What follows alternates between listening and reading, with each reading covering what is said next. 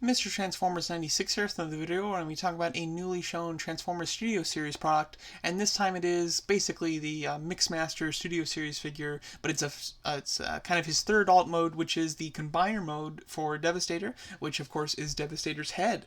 So this is the portion of Devastator that I've been most looking forward to actually seeing.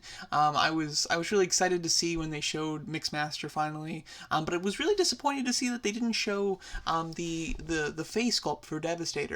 And I was also pretty surprised as to where they could have hit it, because the Mixmaster, he's a very like skinny, smaller looking Constructicon. It just didn't look I was confused as to where the head could be, and like how it could actually like be a fully formed head, based on kind of where it was hiding. But now we actually have official confirmation of not only where it is on the robot mode, but kind of what it looks like in general. And I do have a picture here where I can compare it to the Devastator from the actual film and everything like that, so I will be talking about that. But we just have a couple in-hand images that showcase this new mode. It is hidden in the cab of the actual mixing truck itself, and as you can see, when it's kind of in its ready-to-go mode, you have kind of the tanks of the mixing truck that kind of flare out to the sides there, which is very accurate to the film. When I saw this face sculpt originally, I was slightly put off by it. I didn't think that it looked like a bad face. It just didn't, like, for me, it didn't scream movie accurate, to be honest. However, I think that's because I have a certain idea in my head of what Mixmaster's face should look like, and that idea is mainly from the promotional images and the previous the previous Devastator figure, which the face is actually very different from what the actual movie one was. And if you look at like the promotional images for Devastator, where it's the full body shots of him, not from the movie, but just the promotional shots, he looks very different in the face, and he doesn't have any red on the face. And same thing with the previous figure. So when I think of Devastator's face, I kind of those are the looks that I kind of pop into my head. So now to actually see this one, I originally thought, oh, that's not quite movie accurate. But when I took a look and actually compared it to the movie, it is very movie accurate. First of all, the red, that's something that was definitely missing on the original figure that I of course noticed. The red was very different. The eyes are very different as well, and they're all green here, which I think look great. But when you look at like every like kind of detail on the face is hit here. Like as you can see, the number of eyes is completely accurate. The little piece right here at the front that kind of acts as the top lip is there.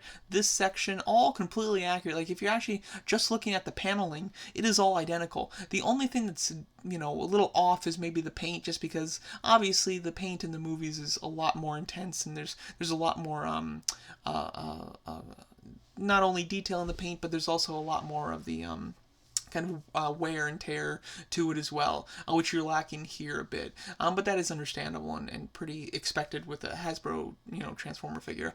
Now, my only issue with this is these sections here. They look almost like tubes. They look strange. Like when you look at them here, they look just more like metal bars. But here, to me, they just look like tubes, almost like Shockwave's cannon, how it has a tube connecting it. It looks very similar to that. So I'm a little disappointed with that. I think that had they just painted this something different than black, had this been a dark gray, just like the rest of these pieces, or even silver, I think it would have blended in a little bit more with the face and would have looked like actual panels on the face rather than the kind of tubes that they look like right now, which is a little disappointing, I must say. But overall, really, the face is completely accurate, and I'm extremely happy about that. And it's very different from the one that they did for their first attempt back when the movie came out in '09. But as you can see here, the mouth also is on a hinge, so you can fully open it. Now this is something that's a little inaccurate. I mean, obviously if you just want his mouth open a little bit, I mean, looks cool, but when he's supposed to do like the giant kind of whirlwind sucking effect, his face does get very round, which you're not able to kind of accomplish here, which is disappointing.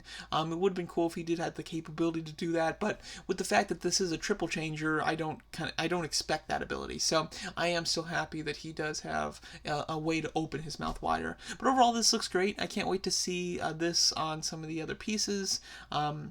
And I'm so excited to see Devastator fully formed. The prototype picture that we had of it is really hard to kind of tell exactly how he looks, especially with the fact that it's not painted. So I'm hoping that soon they'll give us a full look at what he's going to look like, all combined, fully painted, final product type of thing. Because it feels like it's taken a long time to actually get a good example of what he's going to look like. But overall, this face sculpt I think is great, and I'm quite happy with it, and I'm pretty impressed in the level of accuracy that this does hold, which is incredibly cool. I'm very excited. So yeah, so let me know what you guys think of this new development with the kind of the third alt mode for Mixmaster being the piece of Devastator, and the most important piece being the face sculpt. So yeah, let me know what you think of it, and thanks so much for watching.